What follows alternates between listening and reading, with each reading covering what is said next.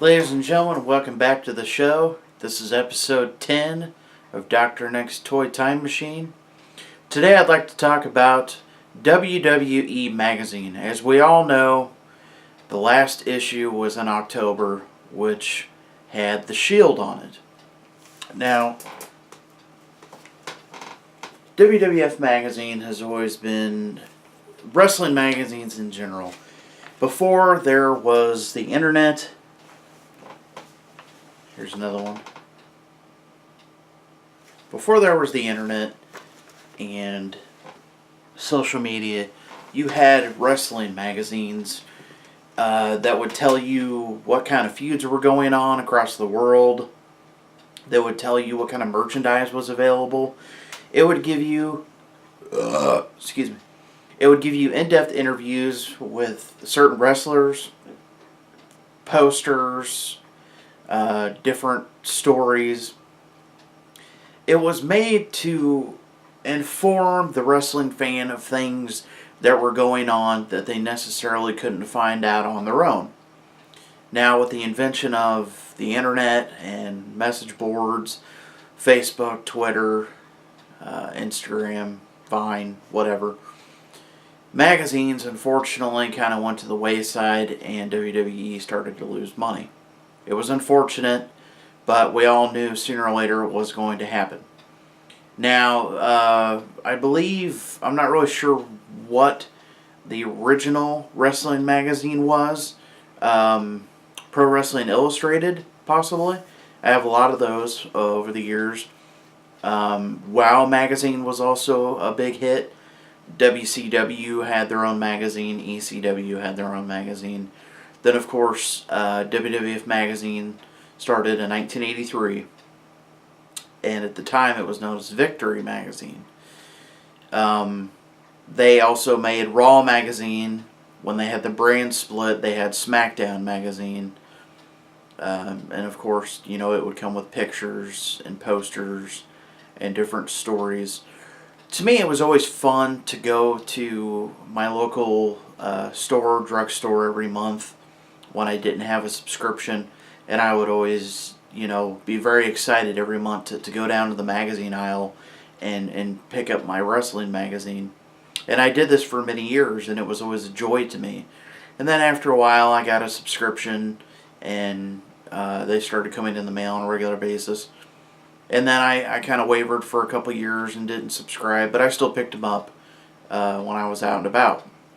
Now, because of the technological advances that they made with other ways of learning about different wrestling feuds and tag teams and polls and contests and everything else, it apparently wasn't as in high in demand as it once was. To me, it was kind of cool because every month there'd be another wrestler on the cover, and there'd be a new story in there that would interest me. There'd be, an article about a certain wrestler they would do an interview with. To me, it was always fun to read them. I have years and years and years worth of magazines on a shelf. Maybe someday soon I will show you a video of those. They range all the way from, I believe, 1988 all the way up until now. WoW Magazine, World of Wrestling magazine was a magazine that was published that had ECW, WCW, and WWF all in one magazine. Pro Wrestling Illustrated has been around for a long time, Wrestling Insider. And back when that first started, you had the NWA stories going on in there. I mean, you could read about the feud going on with Ric Flair and Dusty Rhodes, Ricky Dragon Steamboat, and Randy Savage. They've also had many commemorative issues over the years for WrestleMania, where they would go back and name some of the top moments of WrestleMania. They would talk about the different matches and have interviews with the different competitors that were in it. To me, it was always very special to read the articles because it was like I felt like I was getting an inside story. I don't know. I guess I was sad to hear that they were no longer publishing the magazine. I'm hoping someone else picks up the publishing rights and publishes it for them.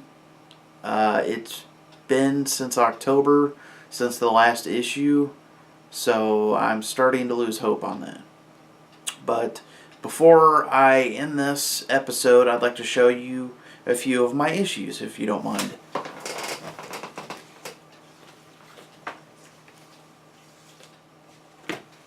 Here's one April of '99. As you can see, a very young Triple H.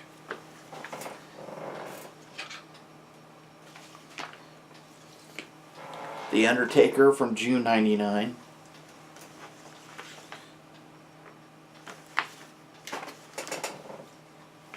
The Rock from July of '99. And of course, this one was really cool. I remember picking this one up. Edge, Christian, and Gangrel, The Brood. Now check this out. On the back is a Gatorade ad. They always had really cool ads for a lot of the different ones. And it always interested me because of the fact that every month there was always something different about every issue. And then I'd say around 2002, 2003, it started to get very standard. The same old stuff. It just wasn't very inventive. And I knew eventually, years later, it would probably come to an end. It's unfortunate. Another thing of my childhood gone. But what can you say? I mean, you got to roll with the times. And WWE knows that magazines just aren't what they used to be anymore.